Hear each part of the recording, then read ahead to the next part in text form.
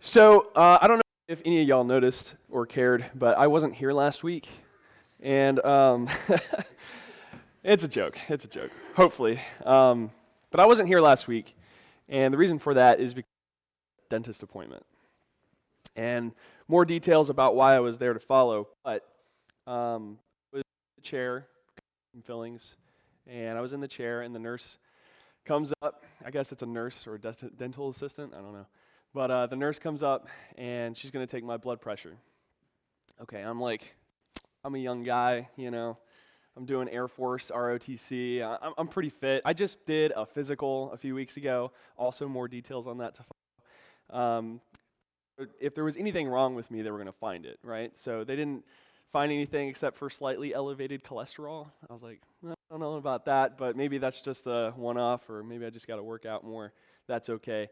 But then she takes my blood pressure, and she's like, "Good, a little high, but good."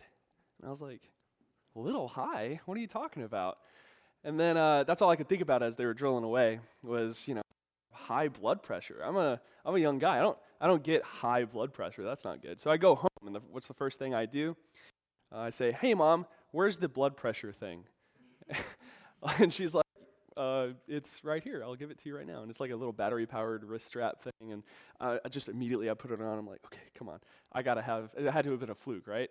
And sure enough, it was like a little high, just like she said. And I Google it. I'm like, "Mom, I'm like stage 1 high blood pressure."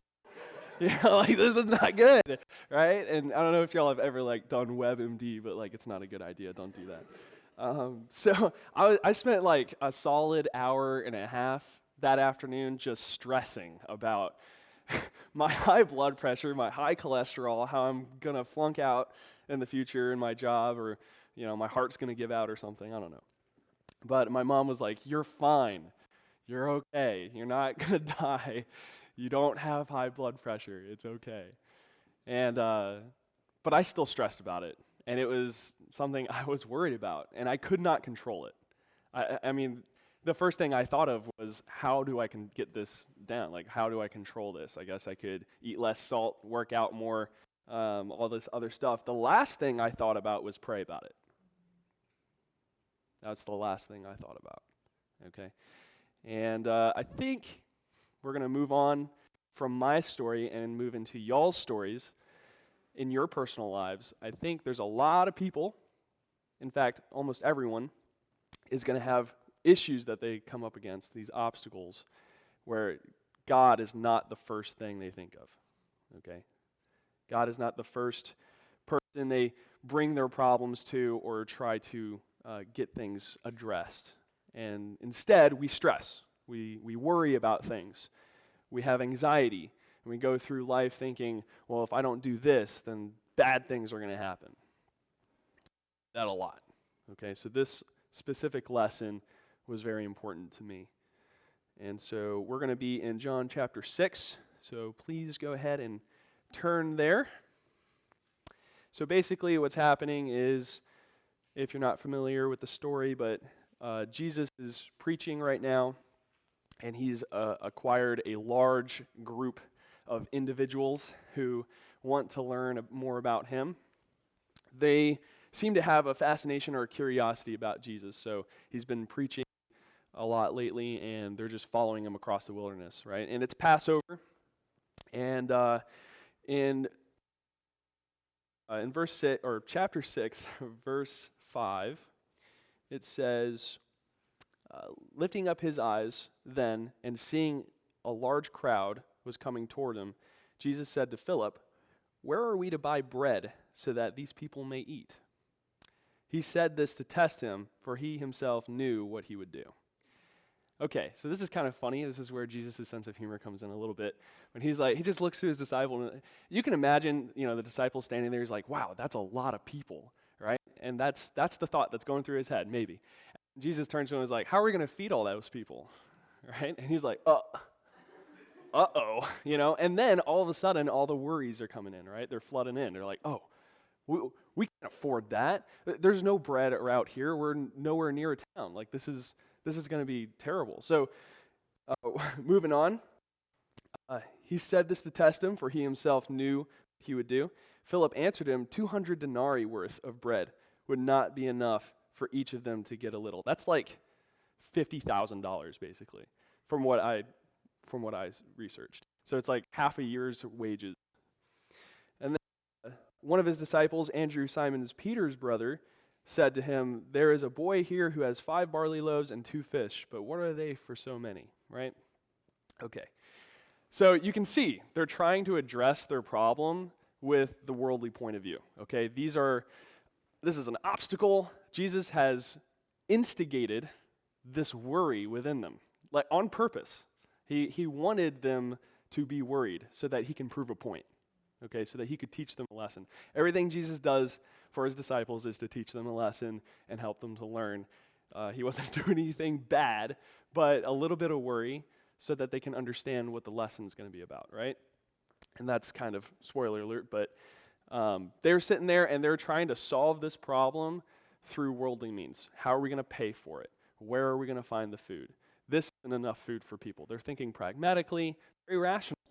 Very rational. They're absolutely right. It is basically impossible to feed all these people. And that's where Jesus comes in, right? That is where Jesus comes in. He's all about the supernatural than the irrational, right? The supernatural. Okay. So Jesus said, have the people sit down. And if you have heard the story, like basically he feeds the entire 5,000 with the loaves of bread and the 2 fish that they had. And then had 12 baskets full of bread, fish left over afterward. 1 basket for each of the disciples, okay? So the disciples were just flabbergasted. They were. It's interesting to see as Jesus goes through his ministry that the disciples are just so surprised every time he does something. It's fascinating, but like I see it in my own life. So a few weeks ago, I said I was at a physical, and every day, they were doing tests. This was for pilot, okay? So they're going to find everything that's wrong with you. And every day, it was a 2-hour eye exam and, an hour and a half asthma test where I'm like breathing into a tube, and then another asthma test the following day. It just kept going and going and going. And I was anxious out of my mind because 3 years of work have gotten me to this point, right? And it can all come down to this. A friend of mine did not pass his depth perception test, and now he can't be a pilot. So it was like a 15-minute test. It determines your entire career, right? So I am super anxious right now. I'm like sitting in the bathroom and I'm like praying. I'm like, God, I don't know how to release this. But as I was trying to say, like, give me the peace that surpasses all understanding, like, help me with this, I started to think about all the 3 years that had led up and how miracle after miracle, door after door was opened, obstacle after obstacle was removed. And I'm like, why am I so worried? Even if I don't get it, I am exactly where God wants me to be because there's no way I could be anywhere else, And so I see that in my own life where it's like God does something for me great, and I'm like, wow, that was amazing, God. And then 5 minutes later, I'm stressing about another thing, and I'm like trying to treat God like a vending machine where it's like input a prayer, get a reward or something. I don't know. But it's like, it's fascinating to read the Israelites running around in the desert over and over again, and the disciples to be so surprised, but I do it myself. And I think a lot of us do it if we really think about it. Okay, so to recap, the disciples didn't really see the spiritual side of things until suddenly Jesus fed the 5,000, but they were still kind of stuck on that physical. They were like, wow, yeah, Jesus did do the impossible and fed everybody. That's really cool, but, that just solved the problem, and now we're on to the next problem, right? We're going to be anxious about something else. Well, Jesus moves on, and we're going to get down to, if someone could go to Luke, we're going to pop that in for a little bit. Somebody can read that. So it's Luke chapter 12, verse 24 through 25. And this is just You want to read it, Jordan? Okay. And this is just to preface, this is what Jesus says about worrying specifically. Okay, go ahead. Consider the ravens. They do not sow or reap. They have no storeroom or barn, yet God feeds them. And how much more valuable you are than birds. Who of you, by worrying, can add a single hour to your life? Yep. So again, worrying is not the best idea, even though Jesus instigated it into his disciples, just to prove a point, though, that he solved the problem. But I want to move on to another point. So we need to look past what the world offers as far as like removing obstacles, so how we can remove obstacles. And so when we go through, like when we have an obstacle come up to us and all we can think about is like, how are we going to pay for it? How are these people going to eat all this? Like, how do we get enough food to feed all these people? We need to look past that physical requirement for the problem and try to think spiritually instead and focus on Jesus first before moving on to like how we're going to pay for all of this, right? And that's really hard to do. It's really hard to sometimes just sit down and focus on Jesus when the world is cramming down what it thinks is important to you. All right, so verse 26, this is going back to John chapter 6.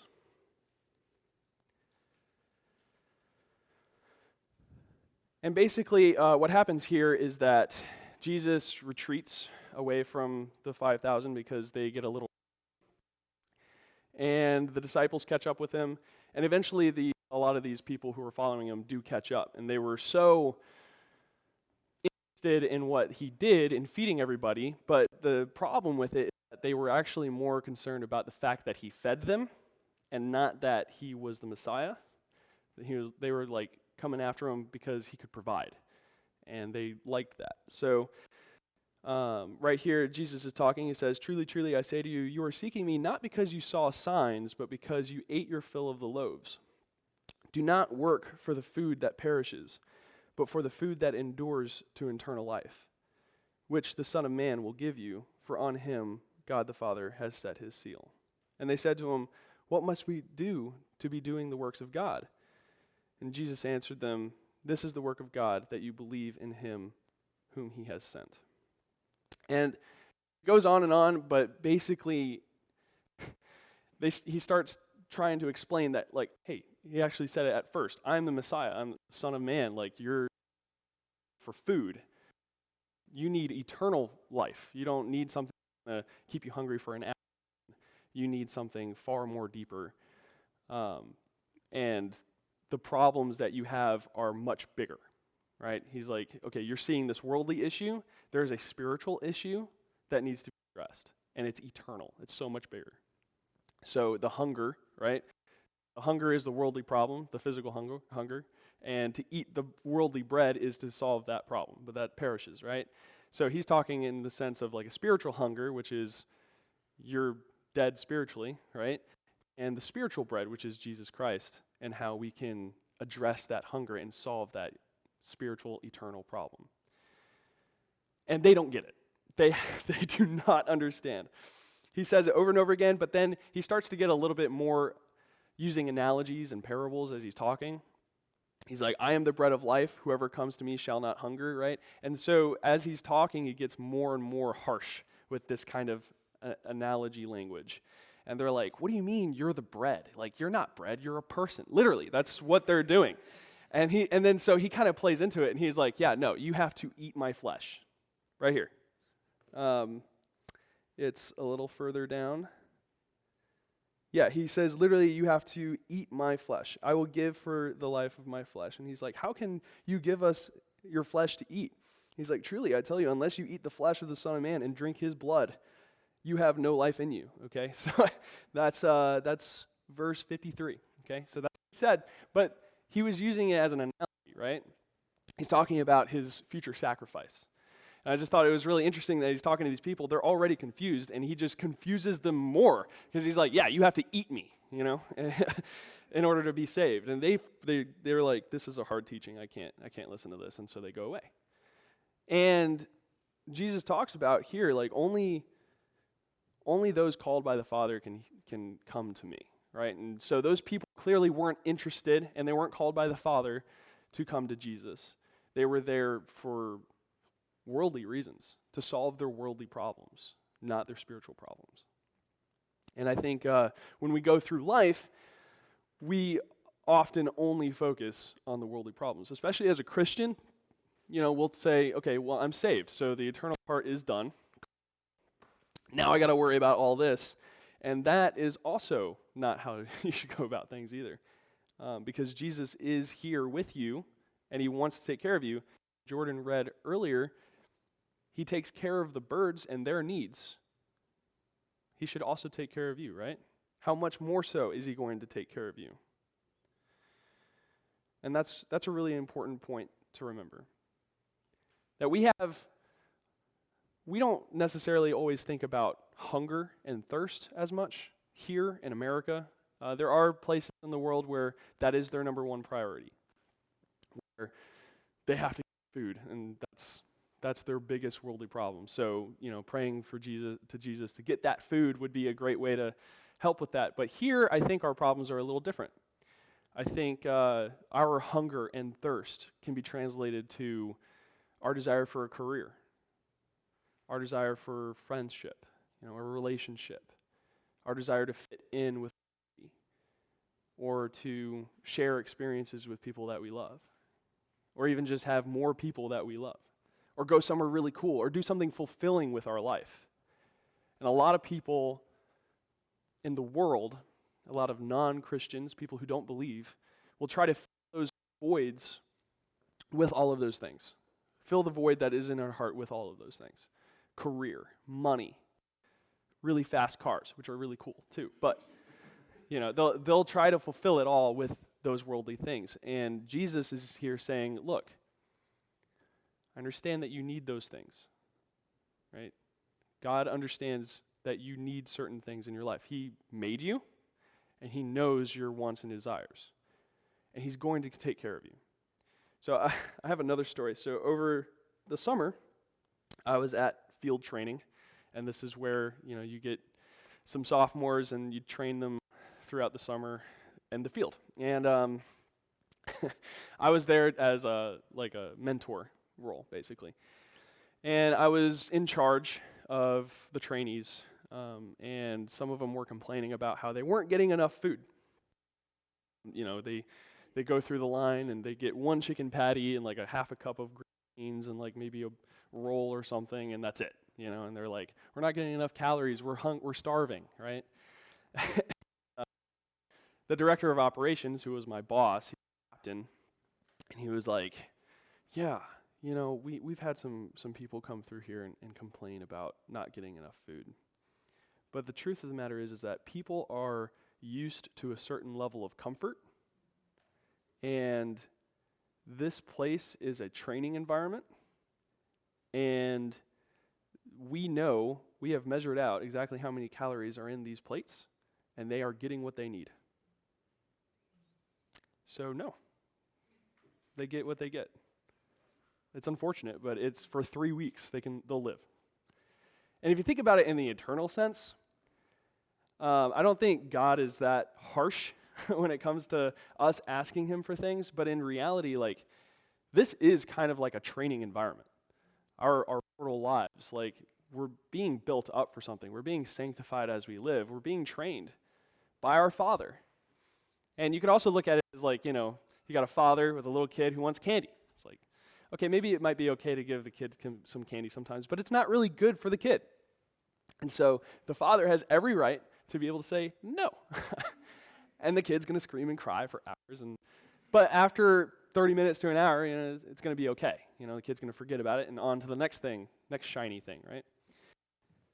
And that's a really good analogy for just how sometimes we don't understand. Just like these people in this story, they just could not understand the analogy. They could not understand what Jesus was talking about. And you can laugh at them for that, but in reality, we're just like them too. And at least in my life, there is a lot of things that I don't understand. Why we go this way rather than that way. It would be so much easier, so much faster if we just went that way. But, no, I'm going to be in college for 7 years before I graduate. Okay, all right. That's your thing. I mean, that's your plan. That's okay. And, it may not look like what we want. It may not be that shiny piece of candy. It may not be as simple as, being fed every day by this random guy in the desert to have our problems solved super easily and simply so we can live a super easy life, right? I don't think that's what God really has planned for us. Otherwise, I think things would be different, but they're not. And so, we come across these problems, and Jesus will provide solutions for us that we may not understand, but it is what we need, and what He knows better what we need. And our plans, sometimes we want things that we think we need, but they're actually just wants. And God can tell the difference. And so there's a hierarchy of needs here, so God is going to provide for you the things that He knows you need for your life. But there's also a sense of there are things that you want too. Does God just not care about that?